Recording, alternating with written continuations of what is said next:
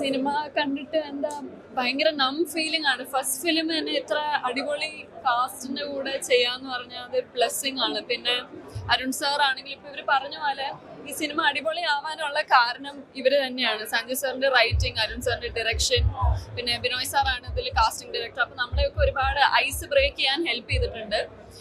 അപ്പം പിന്നെ വേറൊരു കാര്യം, ഇത് സെൻസിറ്റീവ് ടോപ്പിക് ആണ്. അപ്പോൾ എല്ലാവരും അത് അങ്ങനെ തന്നെ കണ്ടിട്ട് ഉൾക്കൊള്ളണം, സപ്പോർട്ട് ചെയ്യണം നമ്മളെ. വീണ്ടും ഒരു അടിപൊളി പടം ഇറങ്ങിയിരിക്കുകയാണ്. വലിയ സന്തോഷം. കാരണം ഡിസംബറിൽ ഒരു വലിയ പടം ഇറങ്ങി, അപ്പൊ അതിനുശേഷം ഇപ്പൊ ജനുവരിയിൽ വീണ്ടും ഇറങ്ങി. എനിക്ക് തോന്നുന്നു ഇത് വലിയൊരു ഹിറ്റിലേക്ക് പോകും എന്നുള്ളതാണ് എക്സ്പെക്ട് ചെയ്യുന്നത്. അങ്ങനെ തന്നെ സംഭവിക്കട്ടെ.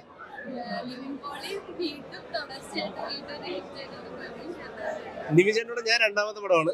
ഞങ്ങളുടെ ഫസ്റ്റ് പടം വർഷങ്ങൾക്ക് ശേഷവും ഭയങ്കര രസമായിരുന്നു. ഇതും നിവിൻ ചേട്ടനോട് വർക്ക് ചെയ്യാൻ തന്നെ ഭയങ്കര രസമാണ്. നിവിൻ ചേട്ടൻ ആക്ഷന് മുമ്പ് വരെയുള്ള നിവിൻ ചേട്ടന് ഭയങ്കര രസമാണ് നമുക്ക്.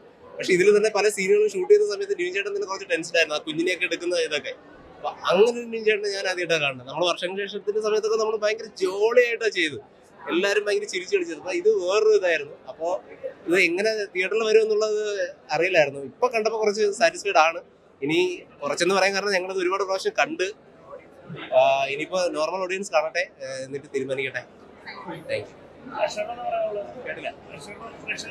പ്രേക്ഷകർ തിയേറ്ററിൽ തന്നെ വന്ന് കാണുക എന്നുള്ളതാണ്. അപ്പോൾ തിയേറ്ററിൽ കാണാൻ എക്സ്പീരിയൻസ് ചെയ്യാൻ പറ്റുന്നൊരു മൂവിയാണ്. അപ്പോൾ ഇതിൽ തന്നെ വന്ന് കണ്ടു കഴിഞ്ഞാൽ ഒരുപക്ഷെ നിങ്ങൾക്ക് നോർമൽ OTT കാണുന്നതിനേക്കാൾ കുറച്ചുകൂടി ഈ സിനിമയോട് നിങ്ങൾക്ക് ഒരു ആത്മബന്ധം ഉണ്ടാവും എന്ന് വിചാരിക്കുന്നു. അപ്പോൾ മാക്സിമം തിയേറ്റർ തന്നെ